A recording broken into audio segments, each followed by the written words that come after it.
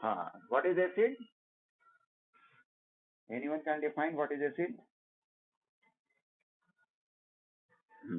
ठीक, अच्छा बताया कि एक्वस में सॉल्यूशन में हाइड्रोजन आयन रिलीज करे then it is known as acid. तो आज हम लोग हाँ ठीक है। अब जरा अच्छा से हम लोग पढ़ें इसको थोड़ा सिस्टमेटिक वे में, what is acid and what is base and what is salt. The name of the chapter is acid, bases and salt, but we will study in bifurcated way. First we will study acid. Before starting acid, I am showing you an activity that in one beaker I have taken pure water. Listen it carefully. I have taken pure water. Okay. And with the help of electrode, किसी के घर से आवाज आ रही है, कृपया वो mic mute कर ले। ऐसा लग रहा है कि वो किसी कोस्टल एरियाज में बैठ गए हैं। ठीक है, तो ये मैंने यहाँ बल्ब लगा दिया और ये बैटरी लगा दी। स्विच भी लगा देते हैं, कोई पैसा तो लग नहीं रहा है, स्विच भी लगा दिया। अभी मैं स्विच ऑफ किए हुए, ठीक, मैं स्विच ऑन किया, बल्ब जलेगा? यस और नो? बोलो भाई। नो सर, बल्ब नहीं जलेगा। क्यों नहीं जलेगा वो अभी मैं पूछूंगा नहीं। नेक्स्ट बीकर में मैंने क्या किया, फिर वही किया। इस बार क्या किया मैंने, प्योर वाटर में थोड़ा सा एसिड डाल दिया, हाइड्रोजन क्लोराइड। अब मैं फिर क्या करता हूं, सेम वही अरेंजमेंट, स्विच ऑन करता हूं, बल्ब जलेगा? सब लोगों का जवाब है जलेगा। वेरी गुड, जलेगा, सही बात है, जलेगा। अब मैं क्या करता हूं, तीसरा सीन, इलेक्ट्रोड लिया मैंने, ठीक है, same arrangement, switch, bulb, battery, okay. और इस बार मैंने इसमें प्योर वाटर तो लिया ही, ठीक, और इस बार मैंने चीनी डाल दिया, ठीक है। चीनी का क्या होता है फॉर्मूला, C12H22O11, यही ना होता है, शुगर, कंपाउंड शुगर, ठीक। अब मैं फिर ऑन करता हूं स्विच, बल्ब जला? No sir. रीजन बता सकते हैं कि सीन 1 में बल्ब नहीं जला, क्यों नहीं जला? Due to pure water, and pure water do not consist iron. Pure water में आपको फ्री आयंस नहीं मिलता है, वही आपका ऑर्डिनरी वाटर रहेगा तो उसमें बहुत सारे साल्ट वगैरह मिले रहते हैं, मिनरल्स रहते हैं, जो कि आयंस के रूप में वाटर में डिसोसिएट हो जाते हैं। और आयंस अगर एक्चुअली क्या किए रहता है, अपने पे चार्ज कैरी किए रहता है। जैसे मान लिया मैंने नमक ही डाल दिया, तो वो वाटर में क्या हो जाएगा, डिसोसिएट कर जाएगा Na+ और Cl- में। तो हम क्या पा रहे हैं कि दोनों पे चार्ज है, एक पे प्लस है और एक पे माइनस है। और इलेक्ट्रिसिटी कंडक्ट मीन्स क्या, चार्ज को इधर से उधर ले जाना, चार्ज को कंडक्ट करना। तो वो चार्ज रहेगा तो ना इलेक्ट्रिसिटी आपको मिलेगा। तो प्योर वाटर में वैसा कोई तरह का आयंस वगैरह डिसोसिएट नहीं हो रहा है। इसलिए जब मैंने HCl लिया तो फिर मैं पाता हूं कि इलेक्ट्रिसिटी कंडक्ट हो रहा है। इसका मतलब इस वाटर में जरूर H+ और Cl- डिसोसिएट हो गया होगा। और चूंकि ये ions means carrying charge, and flow of charge is known as current and that current is electricity. यही एक कारण है। ओके, अब मैं आपको यहाँ बताना चाहूंगा कि जिस तरह से आपने बताया कि हाइड्रोजन, बहुत बच्चों को ये ध्यान में चला जाता है कि जिसमें हाइड्रोजन है बस वो एसिड है।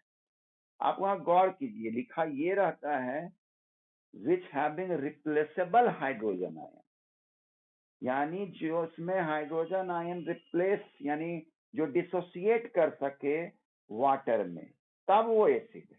अदरवाइज नहीं, ये नहीं कि एच लेके बैठा हुआ है और वो कहला जाएगा एसिड, ऐसी बात नहीं है। वो H प्लस के रूप में डिसोसिएट होगा वाटर में, तभी मानेंगे उसको। जैसे HCl यहाँ पर डिसोसिएट हुआ H plus, then it is called acid. Okay, और वही H यहाँ भी कायम है ना, कायम, लेकिन ये H यहाँ H प्लस के रूप में डिसोसिएट नहीं हो रहा है ना बच्चे? प्यारे बच्चे, सुशांत कुमार, विजया रॉय, तनु कुमारी, सुगंध कुमार, सोहानी कुमारी, सौरभ कुमार, सुरभि।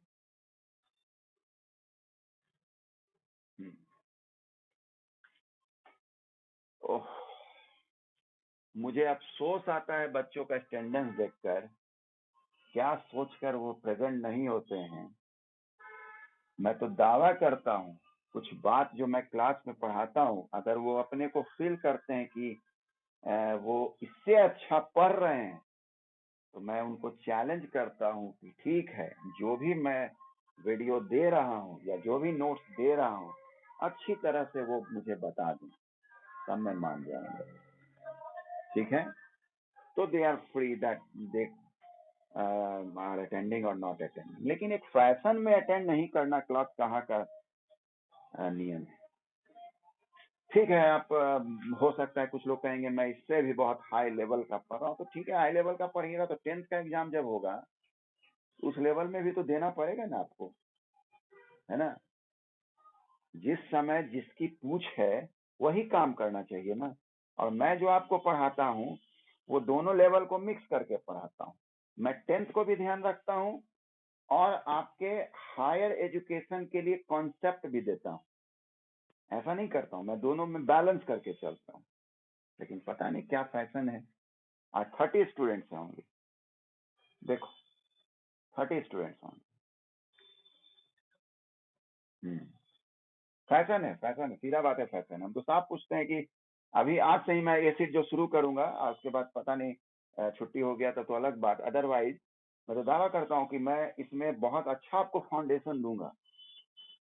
आज क्यों इसी से हम स्टार्ट किए, क्यों नहीं एसिड टावर ये सब चीज क्यों नहीं बोले, क्यों मैंने बताने का कुछ तरीका अलग रखा? कुछ तो जरूर प्लानिंग करते होंगे ना कि आज बच्चों को ऐसे पढ़ाएंगे। ठीक है, खैर, तो यहाँ पर क्या हुआ कि ये डिसोसिएट नहीं कर रहा है हाइड्रोजन आयन, इसलिए ये एसिड नहीं। ठीक है,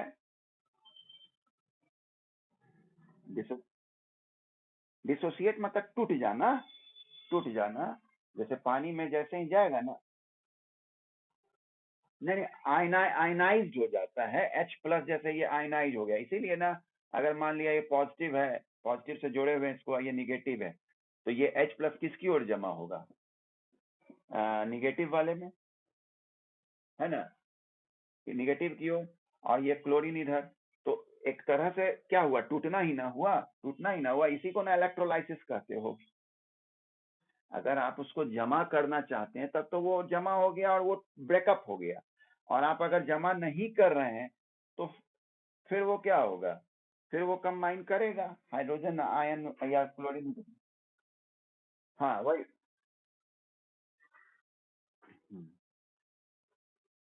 हाँ अपोजिट पे हो गया, तो ब्रेक डाउन हुआ ना ये। हाँ,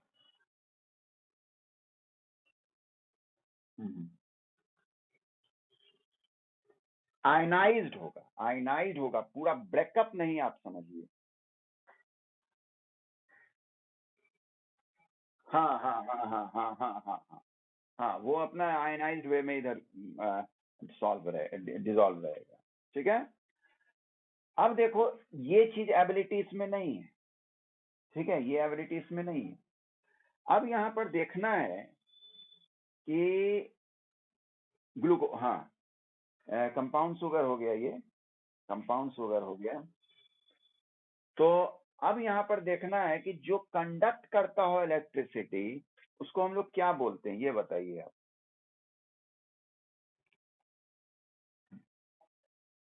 इलेक्ट्रोलाइट, इलेक्ट्रोलाइट है ना। यहाँ पर मैंने जब इसमें HCl मिलाया तो वो क्या कर रहा है, कंडक्ट कर रहा है इलेक्ट्रिसिटी को, है ना। तो वैसे को हम लोग क्या कहते हैं, इलेक्ट्रोलाइट कहते हैं। जो मैंने यहाँ पर क्या इसको कहेंगे, सॉल्यूट है ना जी, solute plus solvent is equal to solution. तो ये एबिलिटी इसमें था कि इलेक्ट्रिसिटी को कंडक्ट किया, इसलिए ये क्या कहलाएगा, इलेक्ट्रोलाइट। Okay, electrolyte. अब मैं आपको मेन चीज बताने जा रहा हूं कि ठीक है कि आपको पढ़ाया जा रहा है एसिड, बेस एंड साल्ट, लेकिन सच्ची बात मैं बताऊं, सच्ची बात यह है कि आपको इलेक्ट्रोलाइट पढ़ाया जा रहा है। ठीक है, इलेक्ट्रोलाइट पढ़ाया जा रहा है, आप समझिए। जैसे एसिड्स आप बोलते हैं ना, strong acid, strong base, strong acid, उसी तरह से स्ट्रॉन्ग इलेक्ट्रोलाइट, वीक इलेक्ट्रोलाइट आप बोल सकते हैं।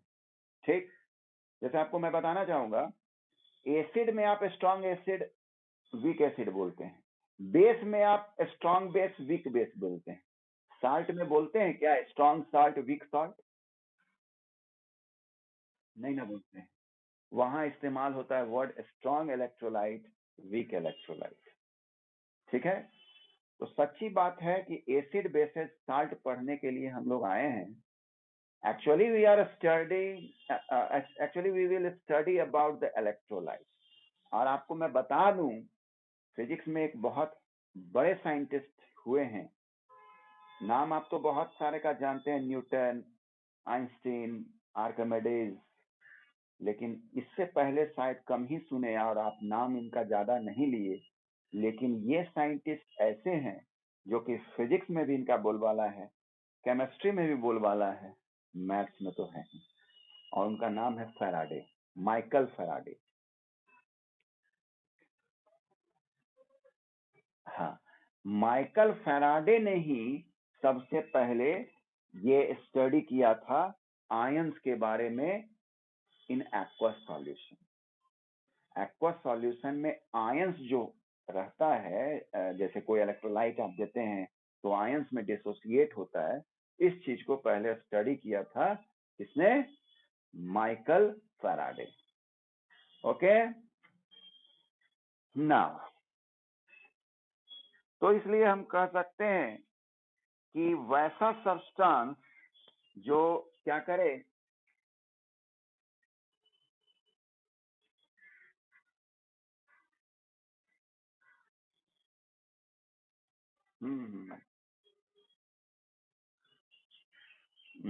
एक्चुअली देखो, कोई कंपाउंड में अगर तुम्हारा जैसे ही ऐसे भी सोचने वाली बात है कि अ, जैसे NaCl जब बना था तो एक समय तो Na+Cl- था ना, बनने वक्त जो हम लोग पढ़ाते हैं कि सोडियम एटम तो 281 ऐसा बताते हैं ना, क्लोरीन तो 287, ये इसको दिया इलेक्ट्रॉन तो ये 28 हो गया, तो ये Na+ हुआ, और ये Cl है ना, तो 288 हुआ।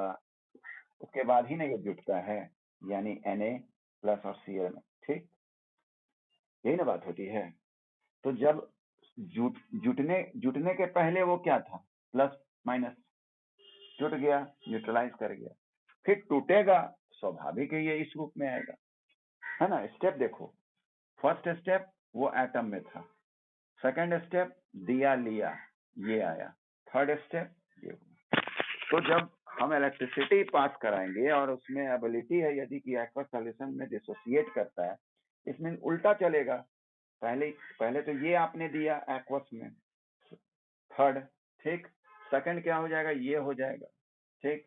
और उसके बाद क्या होगा, फिर वही रूप ले लेगा कि जो इलेक्ट्रॉन वो दिया था वो इलेक्ट्रॉन ले लेगा, है ना, और जो लिया था वो दे देगा और अपने अपने रूप में आ जाएगा सोडियम और क्लोरीन। यही ना खेला है,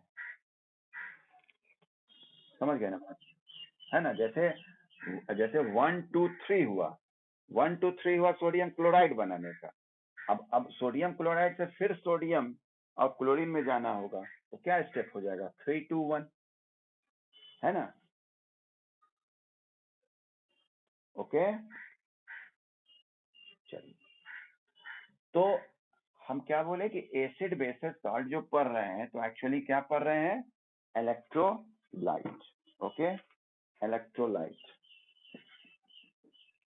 और इलेक्ट्रोलाइट किसको कहेंगे हम लोग, वैसे सब्सटेंस को जो कंडक्ट करे electricity, electricity in where, aqueous solution. कहाँ, एक और क्या नाम बोला, एक और कुछ नाम बोला, हाँ हाँ ठीक बोला, एक्वस सॉल्यूशन, ठीक है। अब ये है कि क्यों भाई कंडक्ट करता है, तो मैंने बताया कि आयन जब हो जाएगा तो इसका मतलब वो चार्ज कैरी कर रहा है, इसलिए वो करंट को फ्लो कराने में मदद करता है। और नॉन इलेक्ट्रोलाइट क्या हो गया भाई, जो कंडक्ट ना करे, तो इसको तो सोचना नहीं है।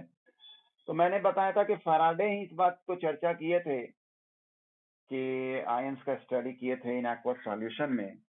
तो उन्होंने क्या किया, मतलब सीधी बात है, इलेक्ट्रोलाइट हम जान गए, इलेक्ट्रोलाइट जान गए। और मैंने बताया कि इलेक्ट्रोलाइट दो तरह का, एक स्ट्रॉन्ग इलेक्ट्रोलाइट, ठीक है, स्ट्रॉन्ग इलेक्ट्रोलाइट, और दूसरा क्या हो गया, वीक इलेक्ट्रोलाइट। ठीक, इसी का नाम आप अलग अलग करके बोलते हैं, strong acid, weak acid, strong base, weak base. लेकिन नमक में ऐसा नहीं बोलते, नमक में आपको बोलना ही पड़ जाता है strong electrolyte and weak electrolyte. हाँ, एसिडिक सॉल्ट भी बोलते हैं, बेसिक सॉल्ट भी बोलते हैं, हाँ, ठीक है। हाँ, तो अब यहाँ पर अगर इलेक्ट्रोलाइट मतलब तीनों विभाग जो हुआ, जो एसिड, वो किसका विभाग है, इलेक्ट्रोलाइट का। ठीक, ये तीनों विभाग किसका है, इलेक्ट्रोलाइट का। ओके, तो अब आते हैं भाई, कुछ एग्जांपल पहले लेते हैं, उसके बाद और अच्छा से पढ़ेंगे। इसमें हमारे कुछ साइंटिस्ट लोग आए हैं जो बताए हैं हम लोगों को कुछ। 10th में तो आपको सिंपल ही बोलना है कि which dissociates hydrogen ion in aqueous solution, है ना। और एक्चुअली ये कॉन्सेप्ट जो था वो दिया हुआ था अर्हेनियस के द्वारा। ठीक, इसलिए ध्यान रखिएगा कि कभी कभी मैंने देखा है कि हमारे स्कूल में भी क्वेश्चन आ जाता है according to Arrhenius concept. Actually NCERT में लिखा हुआ नहीं है बात, लेकिन कभी मान लिया कि, तो ये जान लीजिएगा कि जो आप अभी पढ़ रहे हैं वो अर्हेनियस कॉन्सेप्ट ही पढ़ रहे हैं, ठीक है। थोड़ा बहुत मैं आपको ब्रॉन्स्टन लॉरी का भी कॉन्सेप्ट दूंगा, थोड़ा इंटरेस्ट के लिए, ठीक है ना, तो अच्छा लगेगा। ठीक है, हाँ, तो पहले तो हम लोग स्ट्रॉन्ग इलेक्ट्रोलाइट में नाम परिचय देख लें भाई, क्योंकि उसी को आधार लेके हम लोग को पढ़ना है। स्ट्रॉन्ग इलेक्ट्रोलाइट में अगर मैं स्ट्रॉन्ग एसिड की बात करूं, स्ट्रॉन्ग एसिड, तो वो आपका हो जाता है HCl, H2SO4, है ना, HNO3, FClO3। ठीक,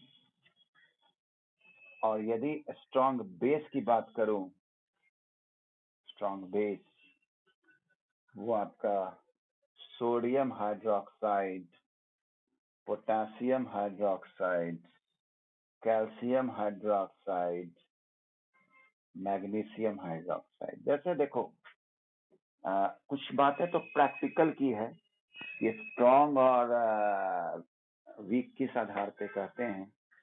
तो एक्चुअली होता है कि जो कंप्लीटली डिसोसिएट हो जाए, ठीक है, एकदम H प्लस अलग, Cl माइनस एकदम अलग, कंप्लीट, मतलब उसमें ढूंढिएगा जाके HCl तो वो नहीं मिलेगा। क्या मिलेगा? H प्लस खाली मिलेगा और खाली Cl माइनस मिलेगा।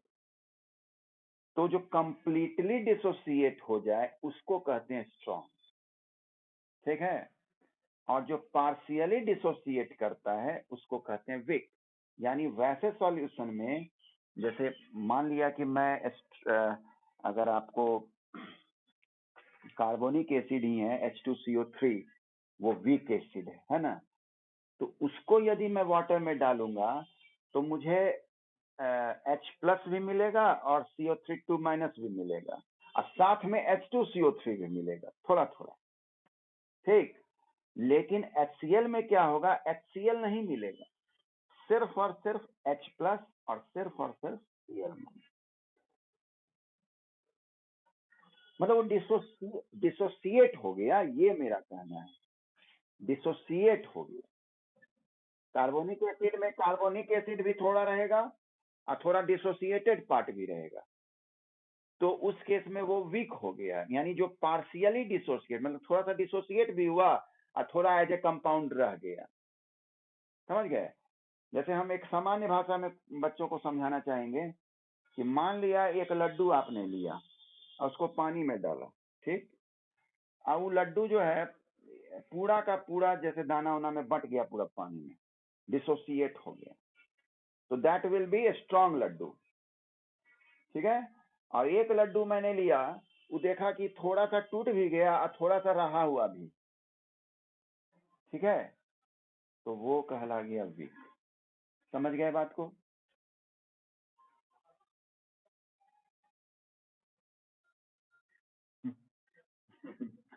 वो वो तो समझाने के लिए ना बोल रहे हैं। पहला तो कहेगा कि लड्डू हम पानी में क्यों मिलाने जाएंगे, खाएंगे नहीं। है ना समीर?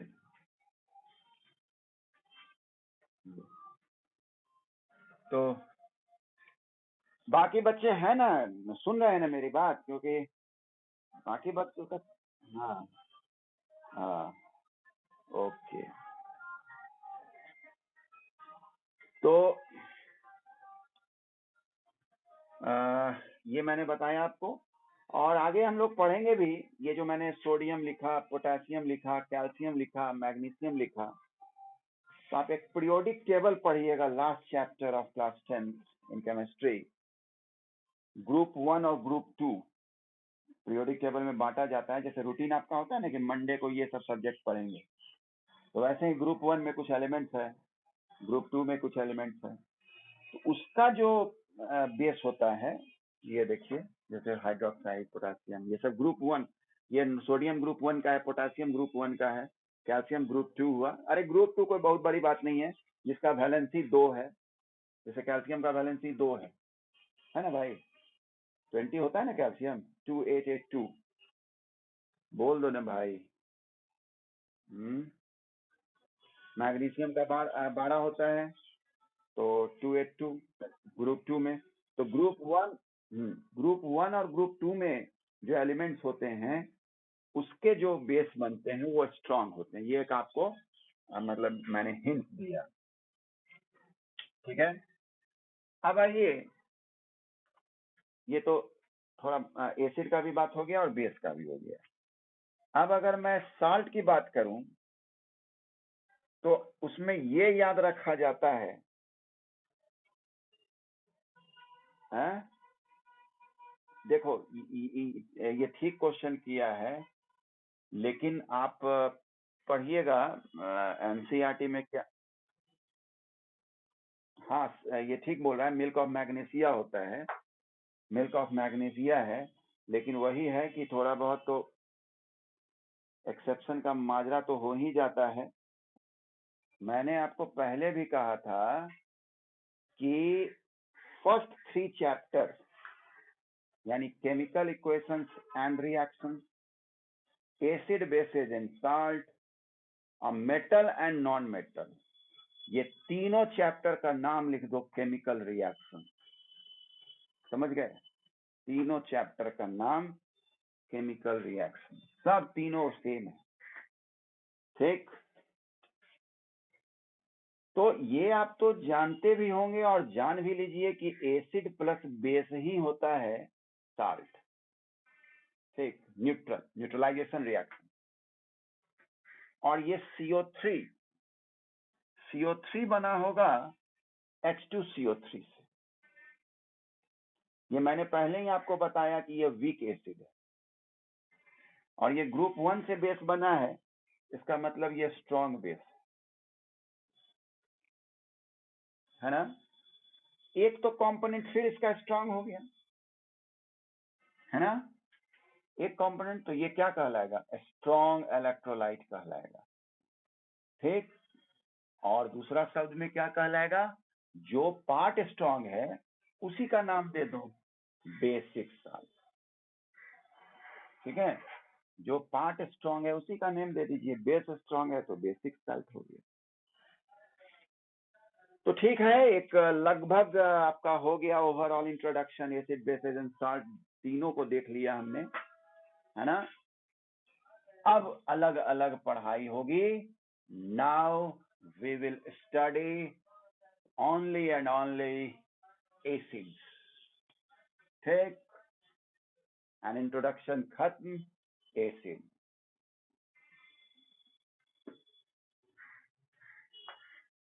तो मैंने आपको बताया कि जो आप क्लास 10th में पढ़ रहे हैं वो एक्चुअल में आर्हेनियस कॉन्सेप्ट है। आर्हेनियस, ठीक, Arrhenius concept. According to Arrhenius कहा यह गया है कि दो सब्सटेंसेस आर कॉल्ड एसिड्स जो क्या करें, एक्वस सॉल्यूशन में हाइड्रोजन आयन डिसोसिएट करे। अब तुम सोचोगे कि हम चलते हैं ढूंढने कि सर बताया है कि हाइड्रोजन आयन डिसोसिएट हो जाएगा, तो नहीं, अब उसमें हाइड्रोजन आयन आपको मिलने वाला नहीं है, ये तो सीधी सी बात, क्योंकि वो अनस्टेबल होगा। क्या कि जैसे ही आपने क्या किया, एसिड को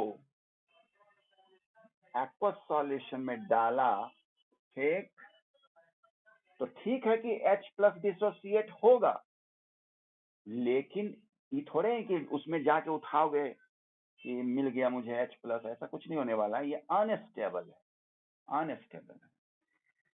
ये जो पानी में डाले हो उसमें ये H प्लस H2O से जाके मिल जाएगा और बना लेगा H3O प्लस, जिसको हम लोग कहते हैं हाइड्रोनियम आयन।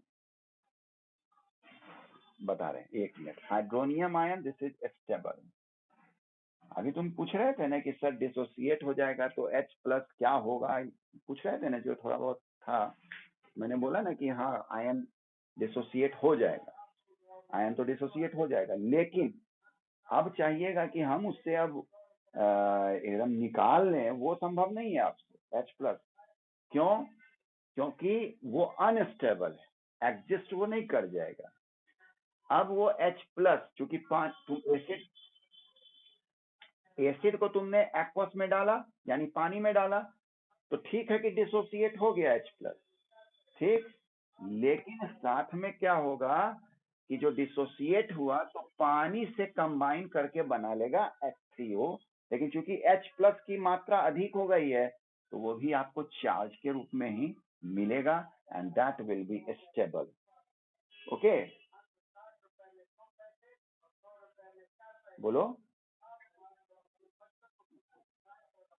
फिर से मैं बोल रहा हूं कि एसिड को जब मैंने एक्वा सॉल्यूशन में डाला तो H प्लस डिसोसिएट हो गया, लेकिन वो H प्लस क्या हो जाएगा, पानी से कंबाइन होके ये बन जाएगा। ठीक है, और इसका नाम क्या मैंने बोला, हाइड्रोनियम आयन। ठीक? बोलो।